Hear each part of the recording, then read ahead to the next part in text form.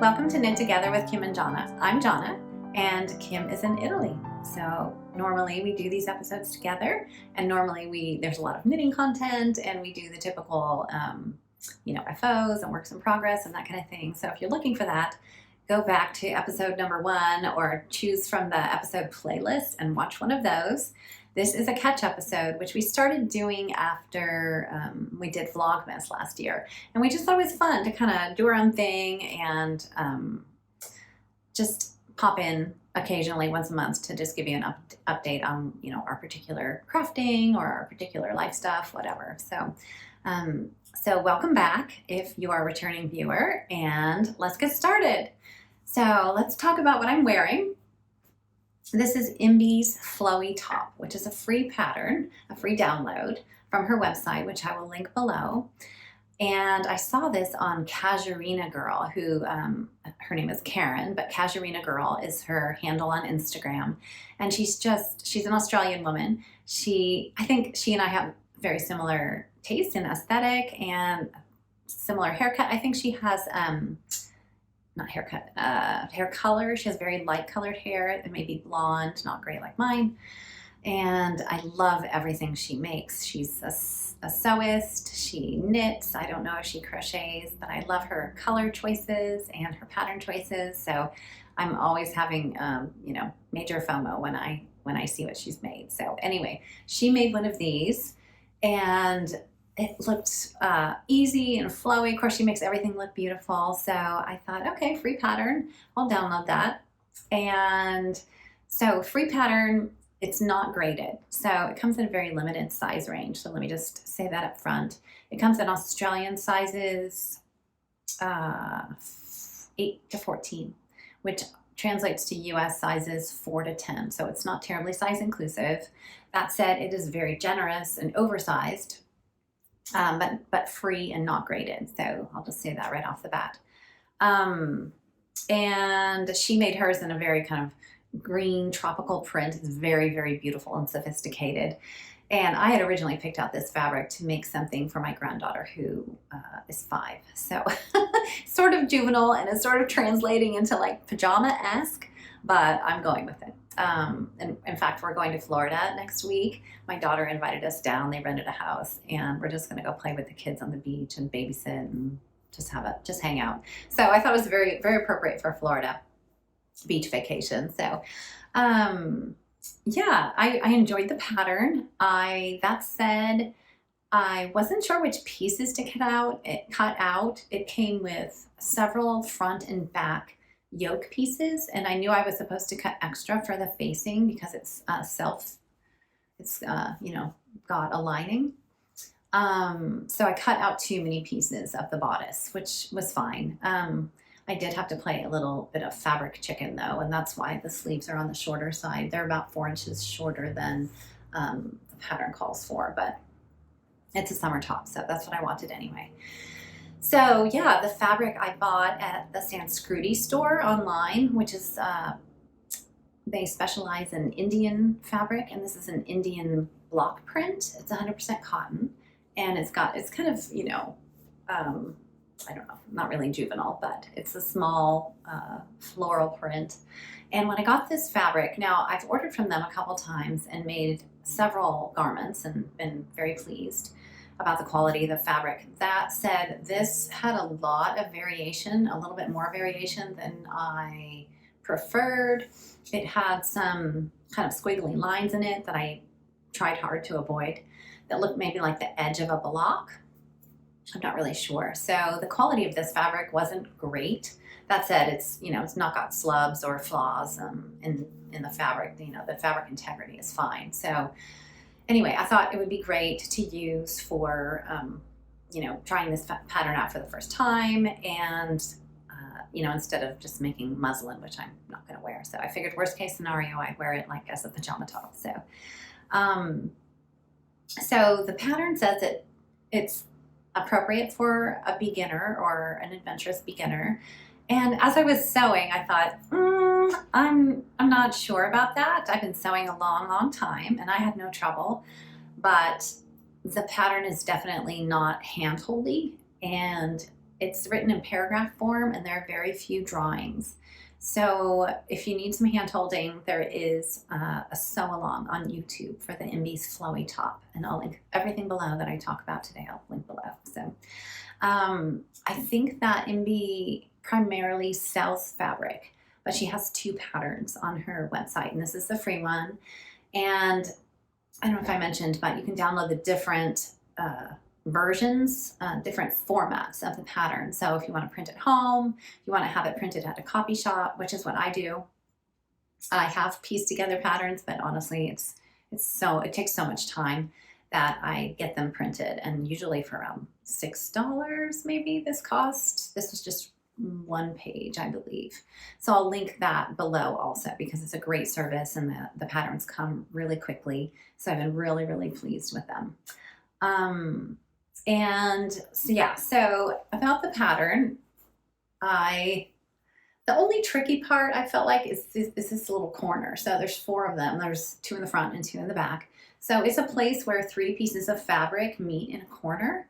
But I think as long as you mark the pattern pieces correctly and accurately, and you measure up, you align your dots and you do some pinning, and, you're just careful, they turned out pretty square. I was pretty pleased with them. So I'll insert a full length picture of the whole top. I did cut about 4 inches off the bottom, and like I said, about 4 inches off the sleeves. So I'm not quite 5'5", and I'm pretty short-waisted, so I didn't need all that length. And I made a pair of shorts to match, so I didn't want to, it looks a little bit maternity-esque if it were at full length for me. So, because of the way the bodice is, it's ends at the widest part of my bust, so, it's sticking out in front of me. So I didn't, not that anyone would think that of me, but anyway. Yeah, so I highly recommend it. I mean, it's free, so you can't go wrong, right? And I made a pair of matching shorts. I actually made the shorts first. They are the Pomona pants and shorts pattern by Anna Allen Clothing. And, oh, there's Grandpa. In case you ever wanted to know what my dad looked like. That's my dad walking out to his car or something. It's difficult to film with Teddy because, he's all over the place and barking and making noise, and which I typically don't mind, but it's not great for podcasting. So he's upstairs, and I would be in our little yarn studio, but, sewing is messy. There's just stuff everywhere. It's a multi-purpose room. There's my yarn, there's the sewing machine, the serger, and the crib, and, my grandson's stuff. So there's no room for podcasting in there. I was telling my husband last night, I opened the door and he said, this is why I love knitting, because knitting is so clean and you can pick it up and put it down. And yeah, so there's little bits of pink fabric from all the way from one bedroom to the next, because the other bedroom has the ironing board and the iron in it. So, and that's another thing. I just don't have this good setup, this good flow. So I need to actually leave the sewing area and go do the ironing. So anyway, not complaining, but yes, upstairs is a mess. So we're here in the sunroom. Okay, back to the Pomona pants. So this is a pattern I've had for a while, and I actually bought fabric to make the pants, but I wanted to try out the shorts version primarily because I want a pair of black shorts. So on that note, I bought some black handkerchief linen at Joann, and it's this, really reasonable. I don't know how it ended up maybe being $14 a yard. It was on sale. So I bought 1.5 yards of this, and I've already washed it. So it's ready to go. And it's pretty sheer, but I think as long as I've got, full coverage undergarments on, we will be all set. So these, so I was inspired by this pair of shorts I saw on J. Crew, and they were $98. And I just thought, $98, that's a lot for a pair of shorts, yes, they're a wardrobe staple and I would probably wear them a lot, but this is a lot better deal. So anyway, this is why I originally thought, oh, I'm going to make a pair of shorts. Well, I'm glad that I made them out of this pink muslin fabric first, and I'll insert a full-length picture so you'll be able to see the whole outfit. But I chose the pattern. Did I say, okay, it's a $14 pattern. And it comes in sizes 00 to 22, and that's up to 56 inches at the hips. So fairly size inclusive. And there's 2 views. So there's wide leg pants, and the shorts are part of that wide leg pant view. And then there's a tapered pant also. And I'd love to make both. I'm pretty sure I have fabric to make both.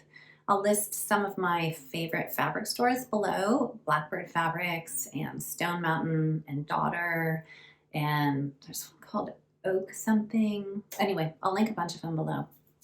So I like to buy fabric online. It's a little bit different than buying yarn because I think if you're kind of aware of the fabric content, and they do a good job of taking pictures, and so you have a good idea of the drape and the texture. So I do buy a lot of fabric online. That, and because the fabric stores around here are just not great unless I go to the city, which is, you know, an option, but that involves a $26 train ticket. So anyway, so I made the shorts view, obviously, and I chose the size for, you know, it says measure yourself, measure your hips at their widest point, and then pick the stretched waist size that corresponds to that. So I did, and I made that size exactly as the pattern was written. I didn't shorten it at all. So they have plenty of ease in the size I chose. That said, I think I want a little bit more ease. I just want really wide leg, really flowy. And I am going to take an inch. The waistband is a 2-inch waistband, 2-inch elastic. So it's elastic waistband. It's got patch pockets on the front, and it's got 1 crotch seam, basically. So no side seams, 1 crotch seam. And I'm definitely going to take 2 inches off. So I'm going to take off 1 inch in the rise and 1 inch in the legs, because I've got this 2-inch waistband actually folded over. You know, because they just are fitting me kind of oddly because my torso is a little bit on the short side, I guess. So anyway, great pattern, easy to follow directions. That said, I can't remember which pattern company, independent pattern person I've used, but it's really nice when you can print out just the pages you need for the view you're making, and maybe even the size you're making. You can take out some of the layers, because, you know, when you print out a pattern with so many different sizes, it's very difficult to follow, you know, whatever dashed line, you know, corresponds to your size. So this one came with every size printed out. I did use the pattern service again, and that's great. So I do not trace my patterns onto like freezer paper or tracing paper. I just don't take that, you know, I don't swatch, I don't do that. I just don't take the extra time. But if I do cut, now I'm going to make the next size up. So obviously I cut that size off, but I save the paper and I don't, you know, cut like crazy. So I scotch tape the paper back together and then cut out the next size. So I'm going to make the next size and take off 2 inches, and I think we'll be set. So I'll probably cut those out this afternoon. We're leaving for Florida. Well, we've already gone and come back by the time you see this. So anyway, yeah, so that is it for the sewing content. So top and shorts, and hopefully we have inserted a picture somewhere in there. So let me take a sip of iced coffee. And talk to you about another rabbit hole. So, in a previous episode, you may have heard me talk about Sarah from the It's a Sarah podcast. And she is a lovely, hi Grandpa, she is a lovely Dutch knitter and crocheter who lives in the Netherlands. And I just love her. She's bubbly. She's just full of heart-jumping joy, and if you haven't watched her, I definitely encourage you to tune in and subscribe. So she is an avid crocheter, and she makes the most beautiful granny square blankets, granny square everything, honestly. And she recently cast on the Ariana cardigan by Amy Christophers, and it's all over granny square crochet cardigan, and it's just the cutest thing ever. So I have always wanted a granny square blanket. so badly, in fact, that I bought one at a local thrift shop for $1. And it had, you know, missing pieces. I'm not even sure what it was made out of. It had a black background, so all the granny squares were connected with some black yarn. And, you know, black's just, it doesn't really go with my house. And anyway, I ended up returning it I'm just donating it back to the thrift store. So I am still without a granny square blanket, but I was encouraged to at least see if I could remember how to crochet. So I learned how to crochet before I learned how to knit because my mom crochets. The only crochet pattern I've ever followed was a crochet bonnet that I made for my granddaughter Eleanor, and I did pretty well. You know, no fancy stitches or anything, and I did okay, thanks to YouTube, really. So I, you know, went to YouTube and typed in, you know, how to make a granny square, and then I realized that I needed to make some solid granny squares and then some ones where you change the color of the yarn, and I'd never changed color in crochet. So I'll link those 2 videos below because I thought they were super helpful. So basically what I did is I went on Instagram and I took a screenshot of a granny square blanket that Sarah had made. And so, you know, so I could make it bigger and see exactly what she had done and how many rows and everything. So, and, you know, check out her colors and things. So let me see, this one, I haven't woven in the ends on this one. That's another thing with crochet is, you know, I wasn't sure, how do you weave in the ends and how do you connect them together? And I don't even know, I still don't really know. So this one I have woven in the ends, and you can kind of weave in the ends as you go because, you know, when you make these clusters, there's this little, like, it forms this tunnel, and you can kind of crochet the tunnel around your end, if that makes any sense, and at least anchor it to some degree, and then use a tapestry needle to, I have new haircut, so I'm kind of getting used to having pieces of hair in my face. My biannual haircut happened last week. I went to go see my hairdresser, Jesse, in Connecticut, and I just adore him. I wish I had to get haircuts more often, but I just don't. You know, I wait till it gets so long that my husband is like drowning in hair, you know, when I roll over in bed, or it gets so long that I can't use the Velcro rollers because my arms aren't long enough. So that's the note to self. Oh, you need a haircut. So anyway, I just adore him, and he's the greatest. We were talking the other day about, you know, he's one of those people you can talk to him about anything. And I was telling him about Arna and Carlos, you know, knitters in Norway, and talking about their dollhouse. And so we started talking about, you know, what is the one toy you would play with as an adult? You know, that maybe you just didn't get enough of that toy when you were a kid, or you weren't allowed to play with that kind of toy, or whatever it was, you know? And I thought, what have I purchased for my grandchildren that I really enjoy playing with? And that is a train set, whether it's a electric train set or it's just the Brio, the wooden train set.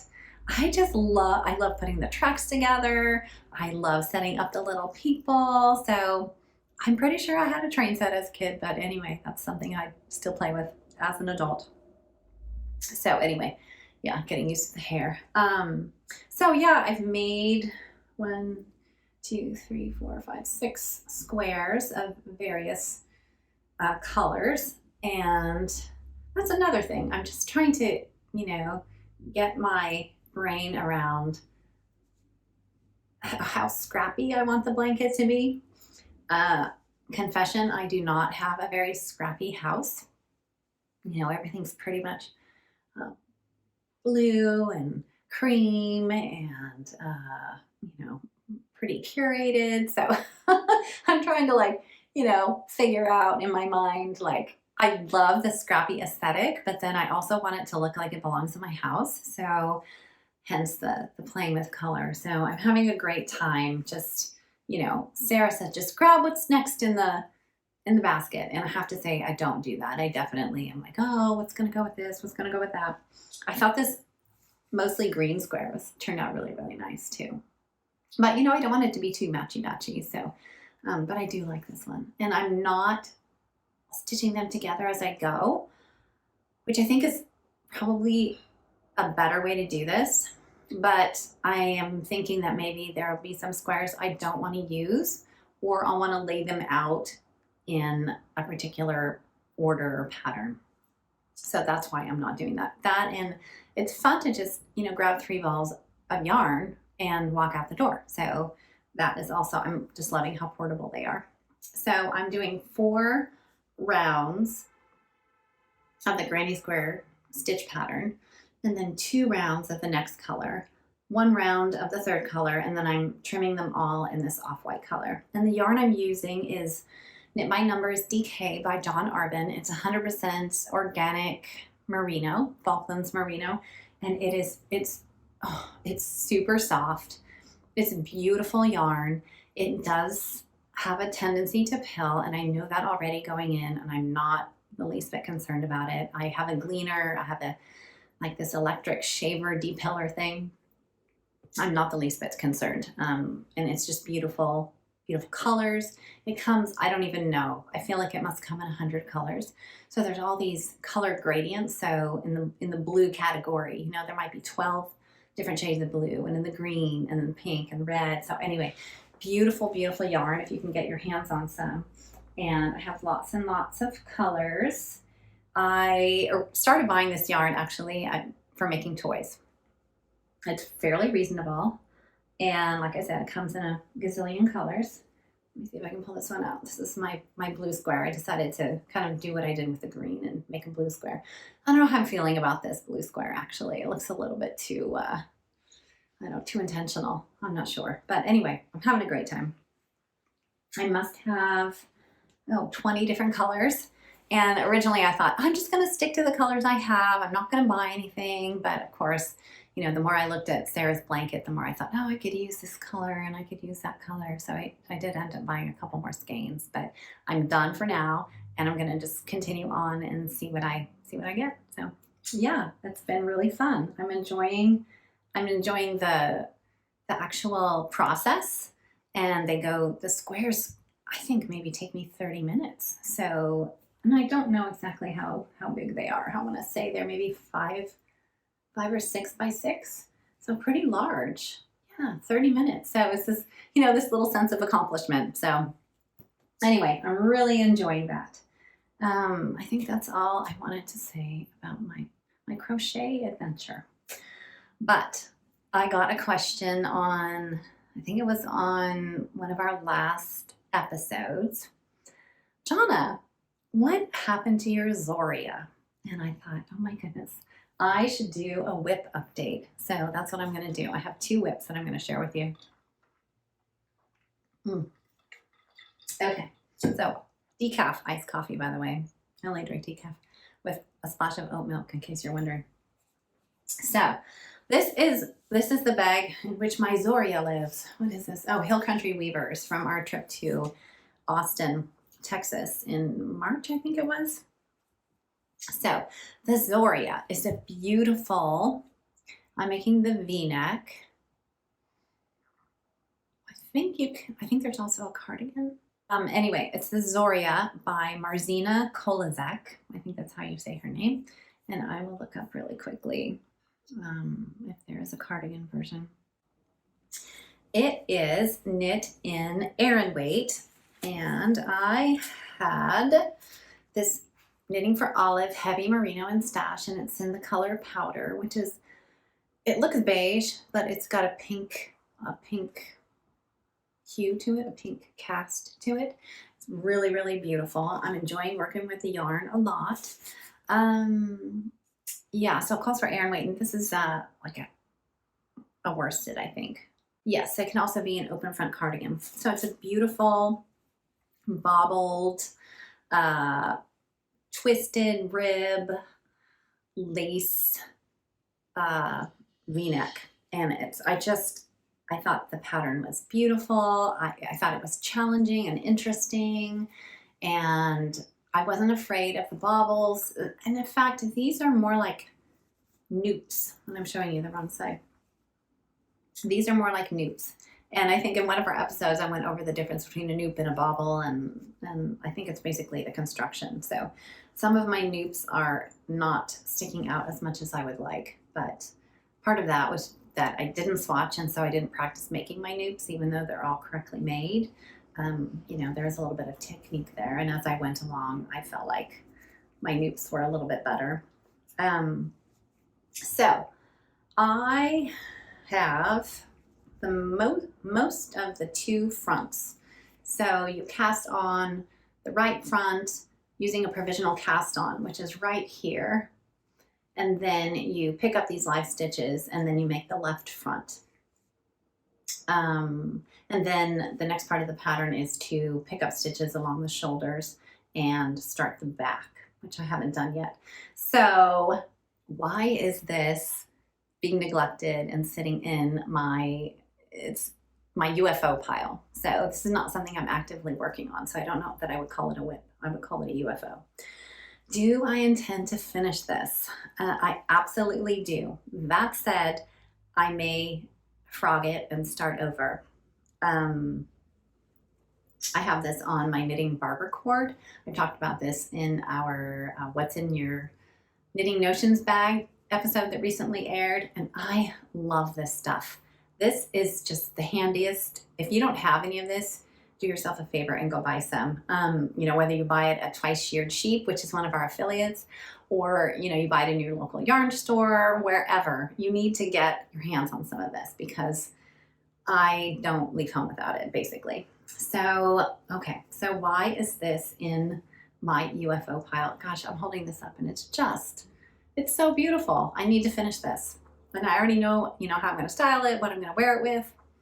So, and this is another thing you can use the knitting barber cables or cords for. Use it for a provisional cast on because you can attach your needle to one end and just slide your needle through those stitches. So if I'd known that, I would have done the provisional cast on differently. So I had trouble, and it's only, I think it's like 9 stitches. And I guess because it's ribbed, I had trouble joining my provisional stitches to my live stitches. I just had trouble, and I had to undo a row and then undo a row, and I kept thinking, I'll know where I am after I undo this next row. So I can see it. I don't know if you can see it, but the center back is not actually in the center any longer. Now, I know that this is going to be at the back of my neck, and that probably no one is going to see it. It doesn't affect the integrity of the garment. It, you know, it isn't unsightly, but it bothers me. And, you know, as I'm knitting the left side, I'm thinking, you know, can I live with this? Is this something I can live with? Is this not something I can live with? You know, what am I going to do? I really enjoy the pattern. I would really love to have the finished object. So, you know, sometimes when I'm knitting something, I change my mind about the garment. Maybe it's not my style anymore, or I wish I'd chosen a different color. That is not the case with this. So I think I'm going to frog it. I am going to frog it, and I'm going to cast on again. And this time I'm going to use the barber cords to do my provisional cast on so that I know where my stitches are. Now, this was probably my fault. I think I used some waste yarn, and I don't think it was contrasting enough. I don't think it was thick enough. I don't even know what I used, but it wasn't a good choice. So that is the status of my Zoria. It's just going to be beautiful. I love the twisted rib. There is purling, a lot of purling and knitting through the back loop, but I don't mind it. It's just a stunning pattern. And I think Marzena is also Australian, if I'm not mistaken, or she lives in Australia. So anyway, that is the update on my Zoria sweater. Now I have another UFO that will definitely not be frogged. It's definitely something I'm going to finish probably in time for the knitting festivals in the fall. And that is my academic. And now the academic is a vest. Jackie from the Caddy Jacks podcast made a beautiful version that inspired me, and I ended up choosing completely different colors. But hers was just, it was what put me over the edge, you know, of buying the pattern and casting on. So I love the pattern. The pattern is great. It's a pattern by Ellie of Skeindeer, Skeindeer Knits, and she also has a podcast. And let's see, my academic of Copper Mountain. We went on a ski trip. Copper Mountain in Colorado, so that's where this bag came from. So here is what I have of the academic, and I'm up to the steeks for the armholes. Now this is all over color work with just some 1x1 rib. It's not twisted, 1x1 rib. This yarn is just, I don't know. It's one of those heart yarns for me, I guess, just because of the story, and I know the woman who dyes it. This is Nash Island Tide by Starcroft Fibers, and this is a Maine grown and produced and dyed yarn. So there are these wild sheep. They live on an island. They go over there and they shear them and they dye the yarn, and it comes in a beautiful kind of moody color palette. The only yarn that is not Nash Island Tide is this kind of rust colored yarn, and that is Rauma Phenol Garn. So I just loved the color combo, and I love this little pop of this mint color. So that just makes me happy. And this whole thing just, you know, this went through several iterations of choosing colors, and this, once I landed on this, that was just it. So I absolutely love it. I am going to finish it. Now, why is it in the UFO pile? So Kim asked me to produce a video of me working color work, I think. And so I stopped and did that. And then I picked up the wrong color of yarn. So I knit a couple of rows before I realized that I'd used the wrong color. So I ripped back. And mind you, this is right at the point where I'm creating the steeks for the armholes. I haven't quite reached the steek for the V-neck yet.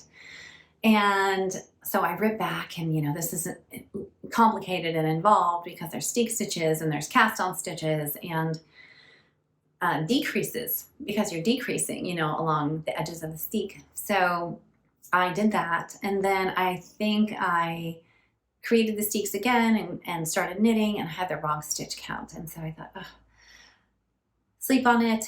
I woke up the next day and I frogged it back to the armhole where I knew exactly where I was, and worked on my stitch count, which took me a while because, you know, bind off X number of stitches, and I talk about this in a previous episode, but bind off X number of stitches and then cast on X number of stitches. And you know how you always have that one stitch left on your right hand needle? I'm never sure if that's included in the stitch count or not. So, you know, that took some time to figure out. That said, I'm back on track. Everything is correct. I just need to start creating the steeks and following the chart. Now, the chart's great, but the decreases are not written into the chart because you're going to approach the decreases at a different point in the chart depending on how long you know the body of your vest is and what size you've chosen. This is a very size inclusive pattern, by the way. And so, you know, when you're making a decrease and you've got two different colors of yarn next to each other, and when you make the decrease, one of those colors lays on top of the other, for me, you know, it's important to maintain the color pattern.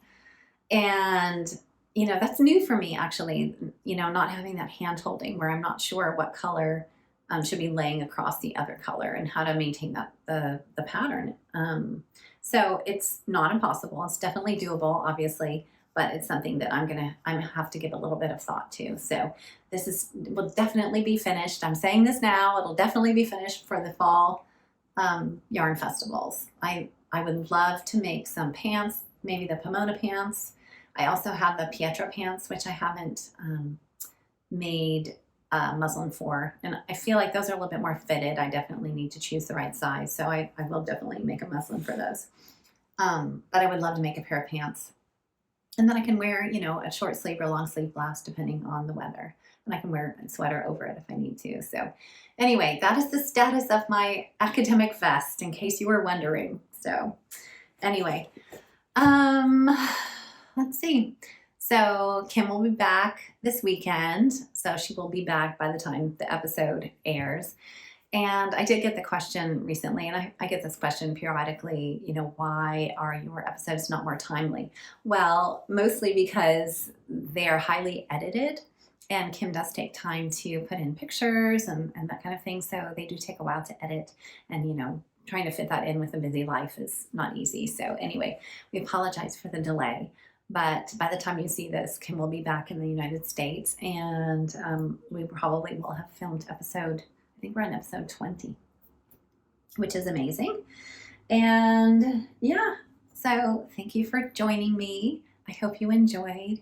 Please like and subscribe. And if you need some knitting barber cords, we do have an affiliate link in the show notes below, and we do get a little commission for that. It doesn't cost you anything, but we do get a little commission, so we really appreciate that. Yeah, so I look forward to talking with you next time. Thank you. Bye. So I may never get this episode done because I keep starting and restarting, or stopping and restarting. See, I can't even. Hi, welcome to Knit Together with Kim and Jonna. I'm Jonna, and Kim is in Italy. Welcome to Knit Together with Kim and Jonna. I'm Jonna, and Kim is in Italy. Welcome to Knit Together with Kim and Jonna. I'm Jonna, and Kim is in Italy. She seemed really like out of it and disorganized. You can take that part out.